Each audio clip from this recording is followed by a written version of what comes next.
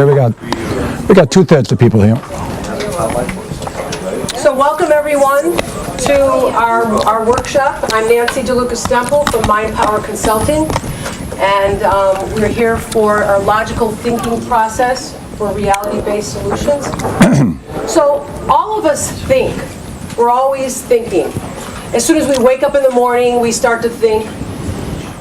Some of us can't fall asleep at night because we keep thinking. I'm sure there's some of you out there. No one had to teach us to think.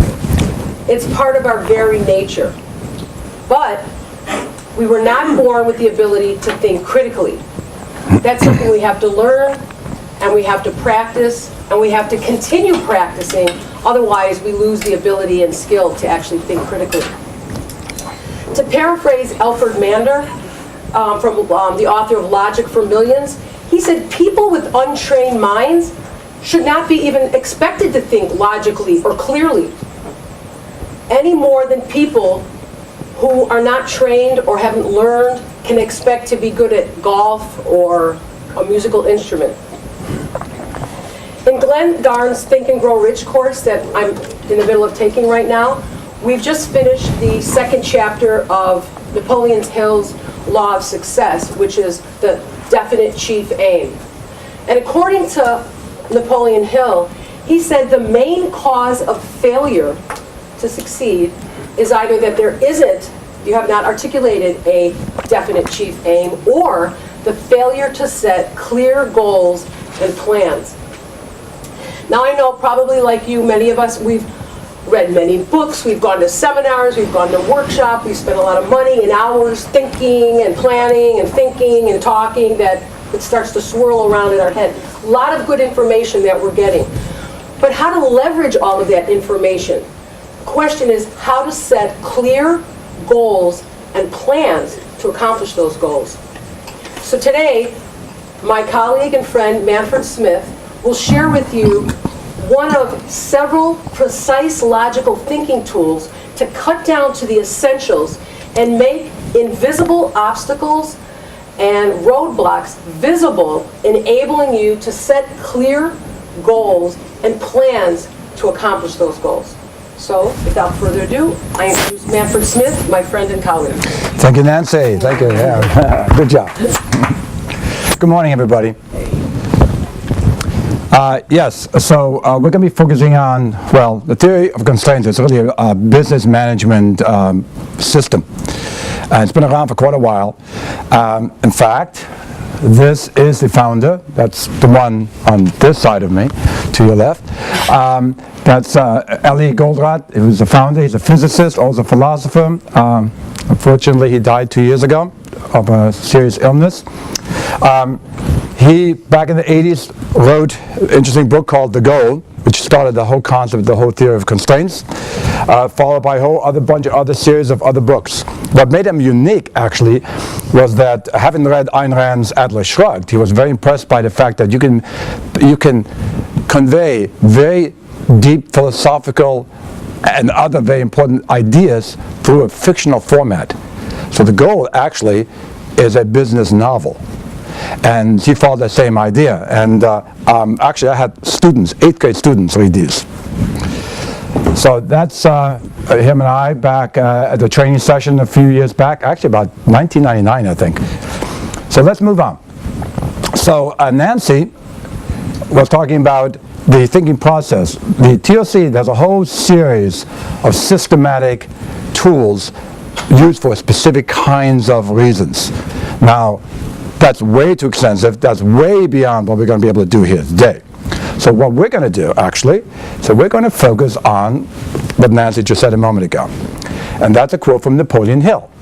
The cause of failure is having no definite aim, chief aim, or the failure to set clear, attainable goals and the plans to accomplish those goals. Now, normally, the standard practice is we get the aim. Here's our big goal. Then we set up the smaller goals or objectives to achieve that, and then we set up a whole bunch of plans that goes along with that. That's usually standard practice. Now, the problem with this is that By the time we get those aims and those goals and those plans, there's a lot of time involved, as Nancy has already alluded to. And there's often a lot of money and time involved before we get to our goal, whatever, the real objective, whatever that may be, which could be business, it could be personal achievement, it could be any number of things. But for us in business here, it's usually this problem here too, which goes along with this problem here too. Come on down.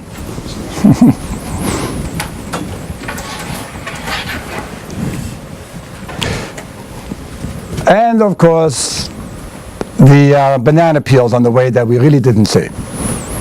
So after all the time, all the money, all the plans, all the things, how many times do we wind up having to go back? Sometimes back to the beginning.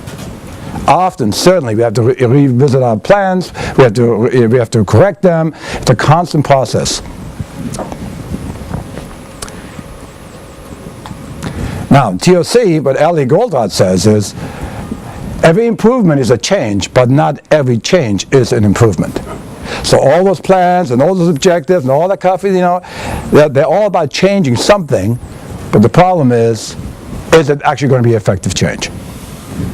And can we do it a little faster, more efficiently, and maybe use less of those gold cards? So according to TOC, then, in order to create desired and continuous improvement, meaning for us to move successfully and efficiently toward our goals and success, we need to be able to answer three essential questions. What to change? What to change to? And how to cause the change. So what to change to, and how to cause the change. Now we'll go back to the quote for a moment. So, the definite chief aim, we're going to be looking at that as that first question. What to change? The attainable goals is going to be referred to what to change to. And our plans and so on to accomplish those goals is the question of how to cause the change. So let's take a look and see. So our objective this morning is not to go through all those tools and all the process, because you know what? We'd need, like I was involved in the training, that training lasted 10 days. We only have basically about 15-20 minutes, so we're going to be focusing on one goal, one particular TOC tool, one tool that will allow us to target the chief aim, set clear, attainable goals, create achievable plans, and probably most important, actually, to identify invisible causes of failure. All those banana peels that we didn't really see, we didn't factor in, were invisible to us. They're invisible and often unknowable. So that's our objective. So, for that, we're going to use a TOC tool called Ambitious Target. It looks like this. We'll sort of integrate Napoleon Hill with the TOC questions. So we have our chief aim, goes here. This is the target, right here. We have three columns to work with. We have the obstacles, which is going to answer the question, what to change. The objective column, which answers the question of what to change to, which is our clear goals from Napoleon Hill. And the third column, the plan, which answers the question, how to change, which is the achievable plans of Napoleon Hill.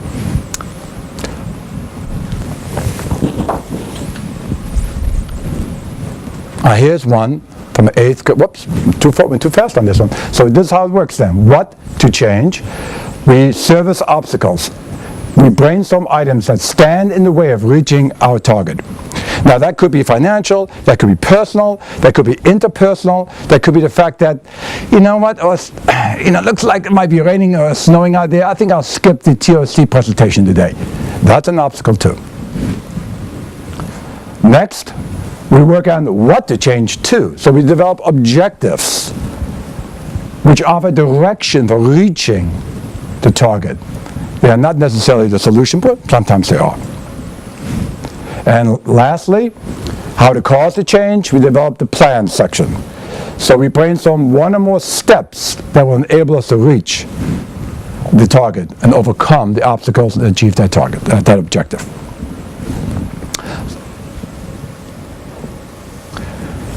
Here's one from an 8th grade student.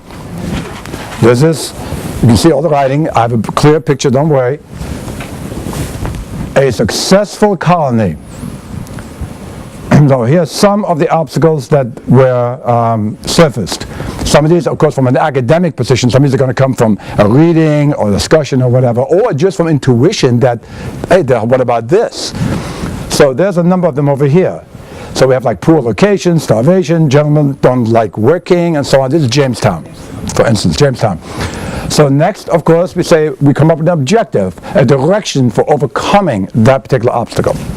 In this case, the student wrote, while we would search for the best location, or for the gentleman, select only hardworking men. So there's a number of these. And then we developed some plans. For instance, specifically, what we have to look for is higher ground, flat, fresh water.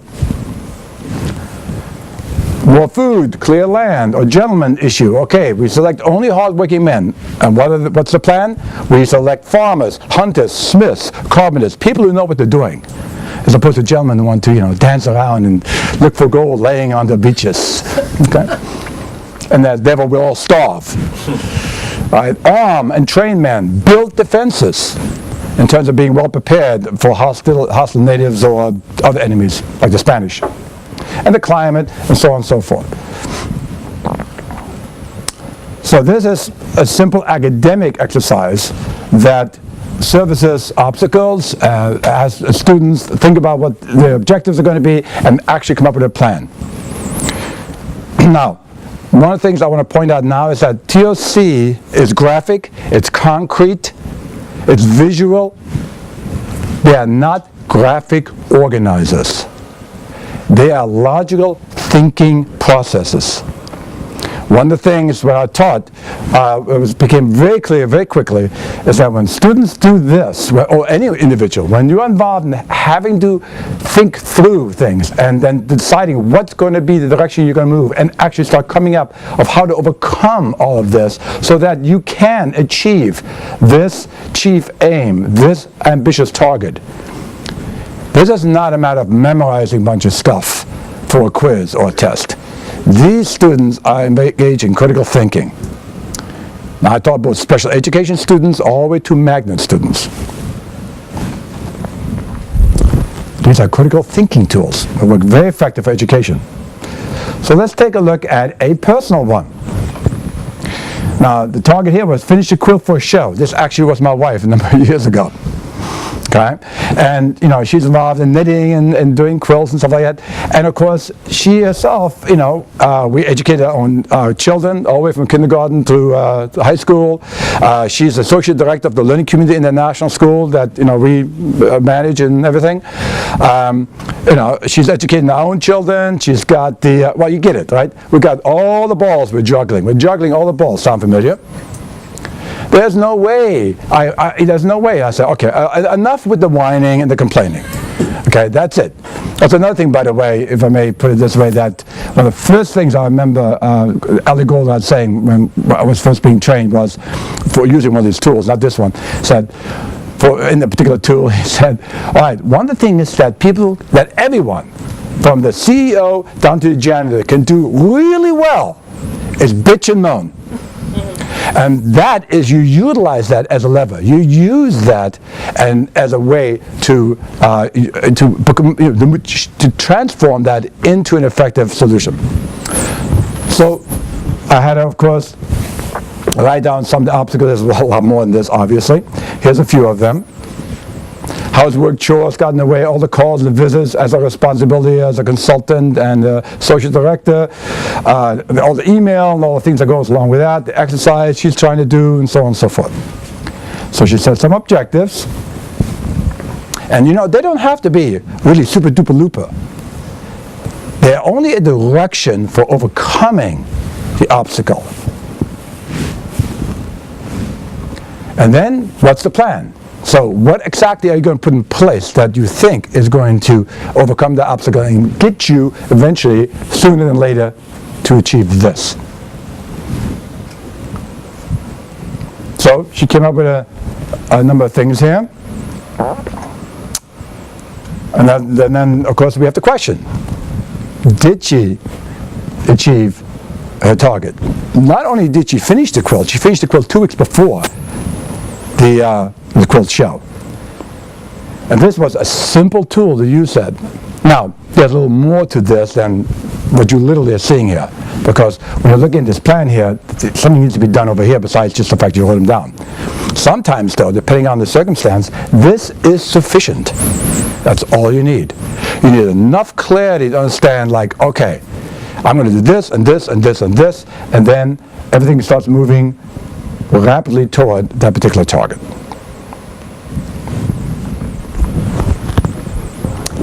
So we had an academic example.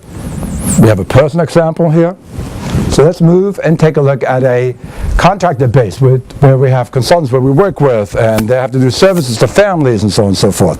But educationally, this was individual. Her goal was to be the best consultant. Now you can see there's a whole bunch of obstacles over here. There were more.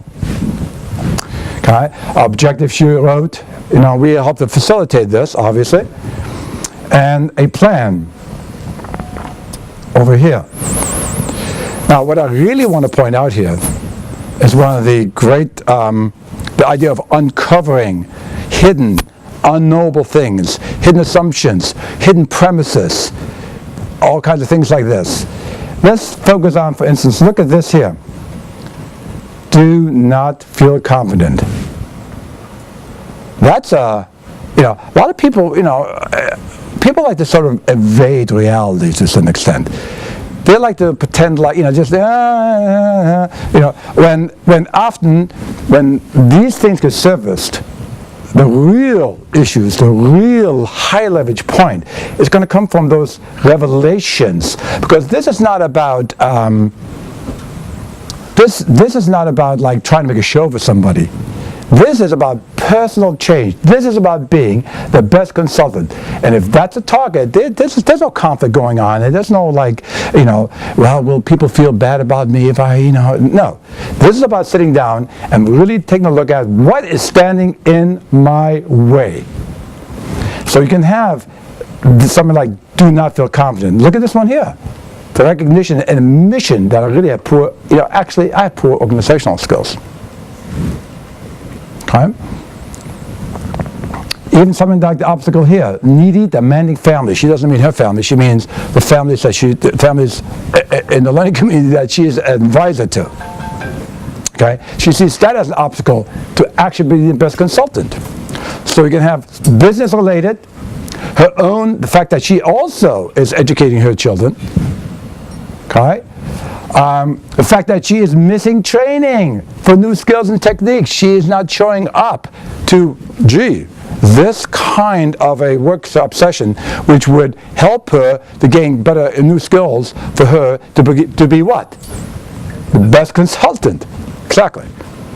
So, then her own little hobbies, personal stuff here, then the stuff stuff you got to do, the household, and so on and so forth. There's objectives, there's a plan.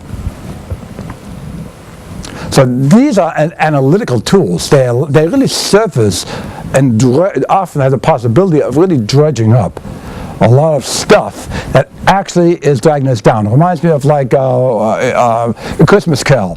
The ghost of the ghost comes in with the chain and all the things. You don't know we got this. This clutter. We carry around this clutter in our minds, our premises, stuff we picked up from childhood, sort of like, picking up trash along the highway. Can we ask them between? Actually, we're going to get to a question, but if you want to write it down, is that okay? Okay. Okay, we're going to get to that. Now, there are other steps to do here. Once you start getting these kinds of things, the next thing we start doing that, we begin to start putting it in some kind of logical order. For instance, all right, first of all, we're going to do this. all right? Because we have to do that before we can start talking and thinking about this and developing this idea, this plan here, so that we can then schedule training dates, for instance, for families, or the thing about the schedules for lunch and make the list, and now we can put it on the weekly calendar, for instance. So there are other steps to this once you have a much more complex kind of an issue, like you're going to have in something like a more business-related situation, like in this case a consultant at a school.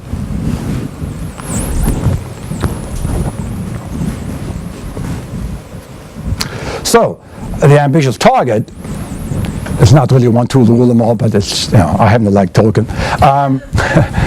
Again, target does do number one. It gives us the aim. It gives us a clear attainable goals. It sets up the plans, and of course, it highlights and uncovers potentially a lot of the causes of failure.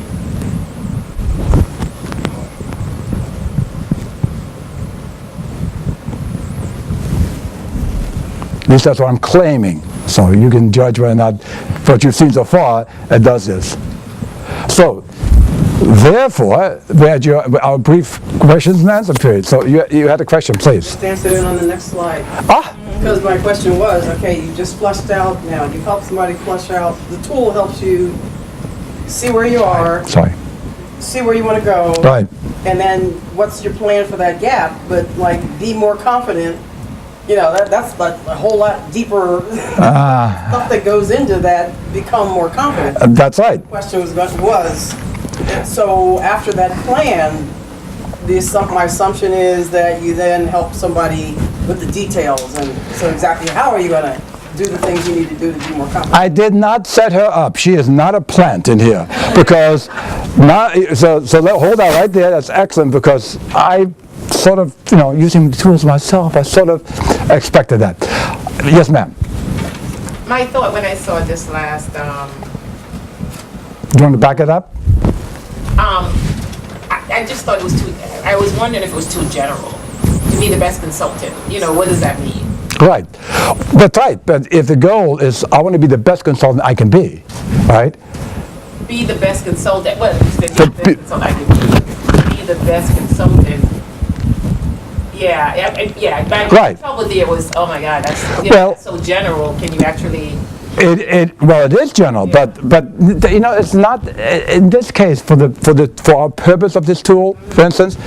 It's not supposed to be a catch-all for every single possible thing that you could.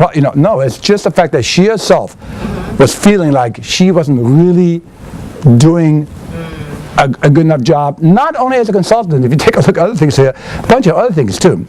Because when you go through this process, a lot of stuff comes up that may not necessarily have anything really to do with being the best consultant. If you think about the best consultant, you could actually say, well, there's something up here about her families, there's going to be a thing about her missing the training, there's the poor organizational skills, and then the confidence issue.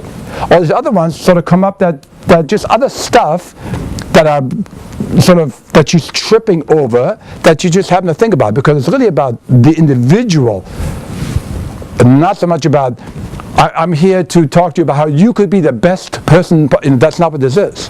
It's really a personal tool in this case, so that a person can be a much better consultant as their contract with, in this case, the learning community international. Because we want to have the best advisors, working with our students. So it's okay if it's general, very specific. It's not designed to be something that for to teach somebody, for a whole group of people, for you to be the best human being you can possibly be. That's not what it is. Yes. This essentially, it looks like a tool that I mean, since I deal with folks who say, I've got an idea and I don't know what to do with it. That's right. Or, I need you as a coach because I'm stuck. And so the first goal is, what the heck, what's your objective? Well, the objective is, I got to get unstuck. But then that tool looks like a tool that's, okay, let's first identify what you mean by that, and go through your obstacles. And then once you flesh it out, you find out that, oh, wait a minute, I need to work on the fourth thing there. in detail before I deal with the rest, and then you can define better the objective. Exactly. I mean, the thing as a consultant, though, is what we do to work with this is that we don't just assume like, okay, you need tool A and you need tool B. It doesn't work that way. As you know, being a coach yourself. In fact, I mean, we're here, NBC, Mind Power Consulting, is here being consulted by Glenn Gons. That's a different kind of purpose. You need 5 charts for that. Yeah, probably. And we have different things here for that. But the purpose here then is that TOC, you look at TOC basically as a very highly effective, sophisticated toolbox. It has specific tools, scalpels for certain things, a hammer for other things, because it's more broad, it's more general.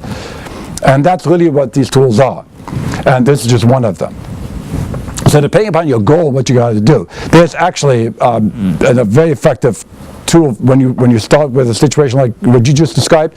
That's called the current reality tree.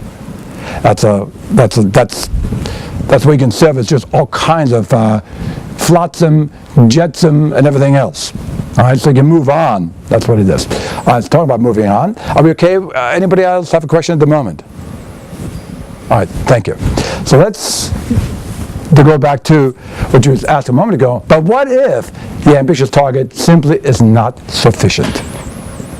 So what we're going to do now, so to answer that now what question, sort of, I'm going to show you a little bit how using the ambitious target and parts of the ambitious target, we now plug in a different kind of a tool. So let's go ahead and go back to the contractor-based target. In this case, let's look at the obstacle she's having, her needy and demanding families. So what does that mean? Obviously, what does that mean to that person? What is a needy, demanding family? A needy, demanding family to her, to somebody like Nancy would be like, piece of cake, what, they're not needy. It all depends upon the individual a lot. But let's use her. So needy, demanding families that are an obstacle to being the best consultant. So the objective is families have got to become more independent. The objective is the family has got to be more independent so that they have more control of the educational program. And how are we going to do this? Well, she said, okay, I need to provide some more specific kind of training or guidance and resources to really enable them to become more independent in terms of the education of their children, including the student, by the way. So in this case, the question was, all right, we're going to focus on, because I have all this confusion, we need to train them a little bit about focusing on achieving clarity about what it means to have a successful student. What do we need to have a successful student here? So we go sort of from this question and we apply a TOC tool. Sort of like, there's a TOC app for that. In this case, it's the intermediate objective map. Now, we're just going to sort of do a very surface tour here because we can't go into all these in any kind of real depth. All right, the IO map, or the intermediate objective map, looks a little familiar. There is our goal here. This is what we're trying to achieve. In this case, a motivated learner. Now, this is actually a training we did. So to get a motivated learner, we have to identify the critical success factors, the CFSs. There are not 20 of those. There's usually more than one. There's usually only a few, 2, 3. Critical success factors. These are specific conditions that you must have in order to really have, in this case, we should really say a highly motivated learner. And in this case, there happens to be the learner, or the student has to feel in control of learning, a certain level of control, obviously. They need to achieve competence, real tools, real learning, not just like, okay, yeah, I know how to answer the questions for the test. That's only one very small level of competence. And activate and sustain attention. There needs to be a lot more than just, here's the textbook, study, take tests. So first we identify the critical success factors. Now, if you're a parent or a teacher or educator and you have a child and you know, you're thinking about some of the issues your children have in school, for instance, this is what that is designed to do, to help parents think through this and see what's going to be needed. So the next step is we have to identify the necessary conditions for these critical success factors, because they are just almost on the higher level of the food chain, so to speak. So we move down and we identify a number. There's more to this, by the way, but I'm just giving you sort of a capsulated view here. The necessary conditions, and then we arrows connect them. As you can see, several of them connect to these success factors. Like just quickly under the first one, feeling control of learning, expanding parameters of freedom, sufficient and appropriate resources to enable the achievement of this lower objective so that we would be moving forward to have a highly motivated learner. And the same goes over here. It's a bunch of those. Now we actually, if this were an actual presentation of this, there would be much more to it, and we'd be discussing, you know, what these really mean, and so on and so forth, and why. This, by the way, is all based upon research and our own experience of 33 years dealing with independent learners in a very customized educational school. So along with that, we can actually go to get a little depth here. So between, here's a couple examples, between and underneath these expanding parameters of freedom, for instance, what might be some of the specific things we're talking about here that would get us to the expanding parameters of freedom, which would then give more control of learning to the student, which will then motivate the student. By the way, what happens is, you know, the idea of a virtuous cycle, you have a feedback. You have a feedback circle, because as these things get in, as you get the momentum going, the student becomes increasingly motivated and much more interested in terms of what they want to do. So here's one example under the expanding parameters of freedom. Some simple things. Library card. You'd be amazed in the old days how a 15-year-old didn't have a library card. They set their own schedule. They choose a certain variety of studies. They have a Metro Pass. They explore the city. We've had 12-year-olds with a Metro Pass make a plan, go down in the Metro to Washington, D.C., the entire day, make an entire plan of what they're going to explore, what they're going to visit, by themselves. That's an example of the expanding parameters of freedom. Create or collaborate with creating their own individualized learning plan. Or under limited risk experiences.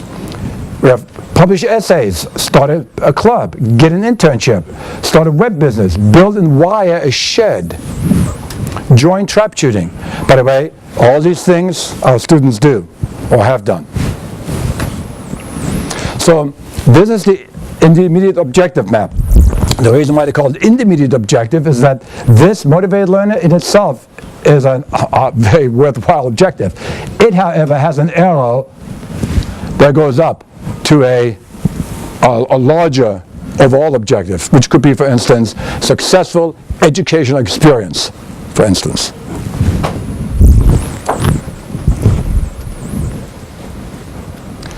All right, let's look at the, go back to the successful colony.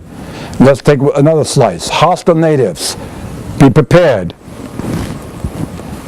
Arm, train men, build defenses. In this case, if we're going to talk about building defenses, well, what are the action steps? What specifically do we have to do to build these defenses?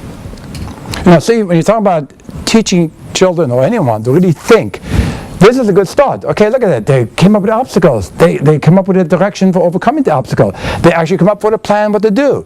Now, how are you going to actually do it? See, so if we go deeper and deeper and deeper, we're talking about critical thinking, right?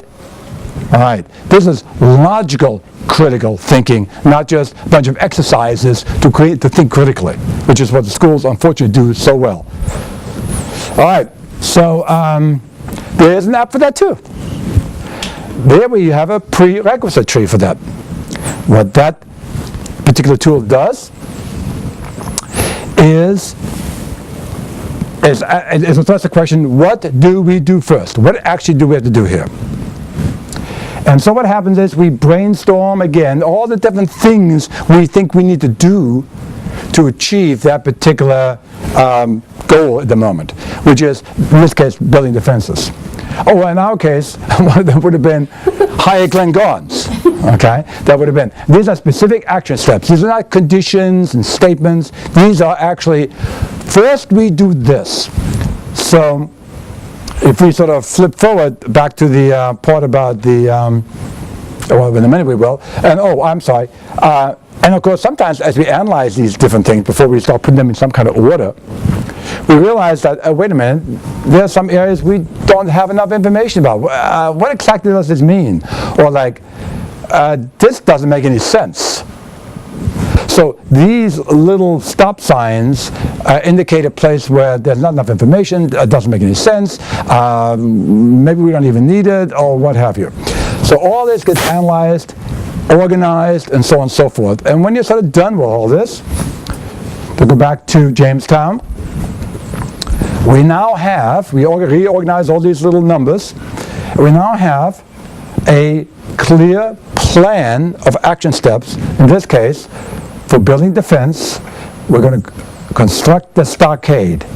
And we start with this one, then we do this, then we do this, then we do this, then we do this, then we do this, and then we can do that.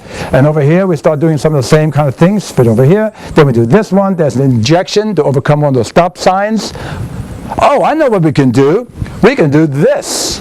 And then we go ahead and dig that 3-foot trench, and we're going to construct the stockade. That is basically the prerequisite tree. It takes us from all the, the airy-fairy stuff down to very specific steps. And when you do this, what happens is you begin to, other questions that come up. If you look at this, you say, well, wait a minute. Who do you have in mind? So it gets deeper and deeper and deeper. Now, for our business, how much of this would you really do? Would you use all these tools? The answer is yes, you could. Or sometimes you should. Other times you only need 1 or 2 tools. People who are immersed in TOC think these without ever having to actually create them.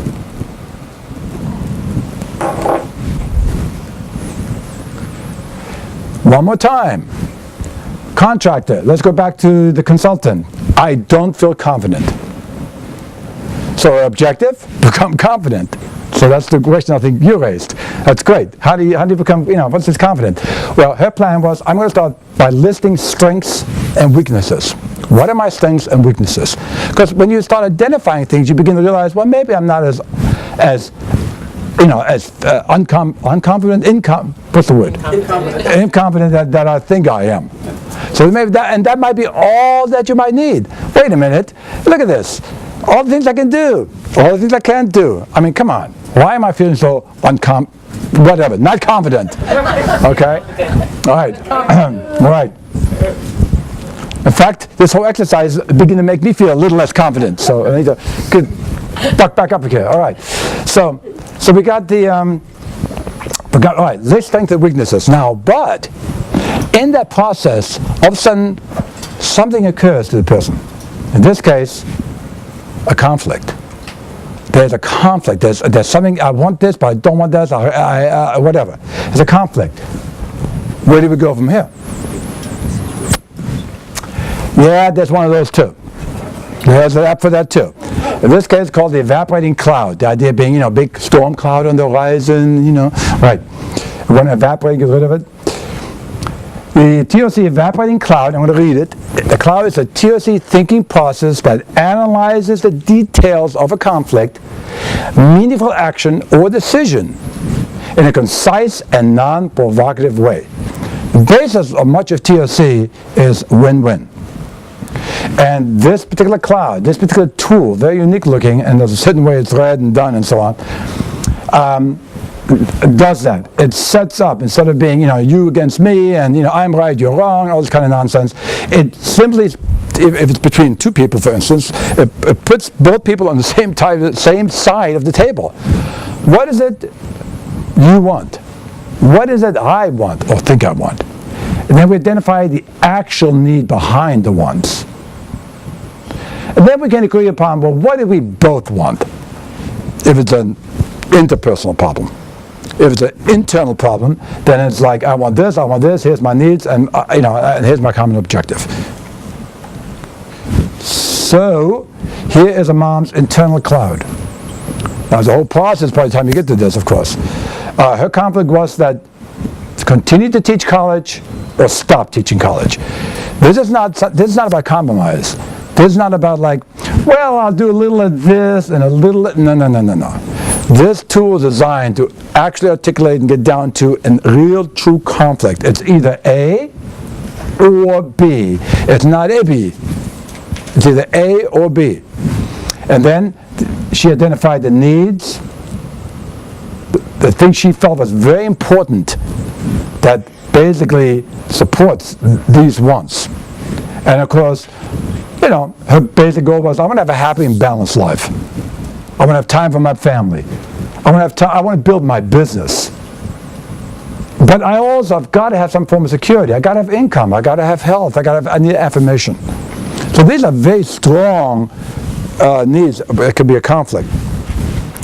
And then there's a process upon which we break that cloud, we break that conflict in such a way so that you get both. That's the idea. It's not one or the other. You need to get both. And then there's a process we go through, okay?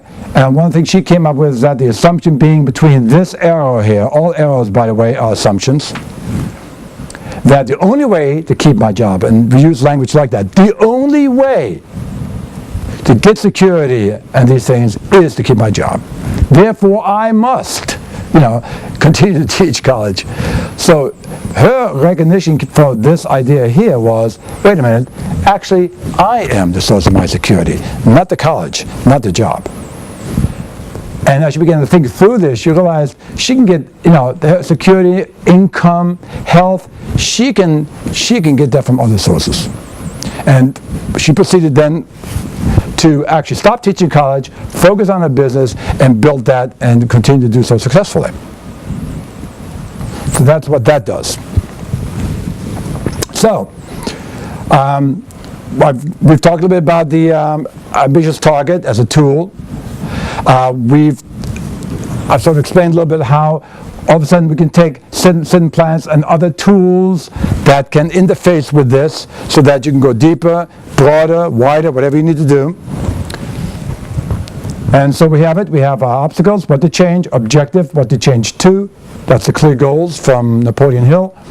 The plans of how to cause the change, the attainable plan. And of course, in this case, our chief aim from Napoleon.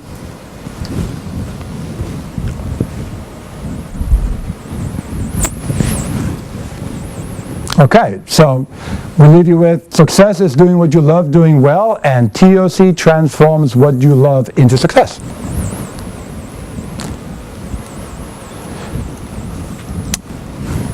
Because TOC makes the invisible visible and the unknown known. That's what these tools do. All right, at this point, you might have some questions. I'll be happy just to talk to you all afterwards, and I think we have a great opportunity coming up. It's really amazing. The TOC for Education International Conference this is the date. It's here in Baltimore. It is actually literally, I'm looking at the building right there. It's actually being held at this building here.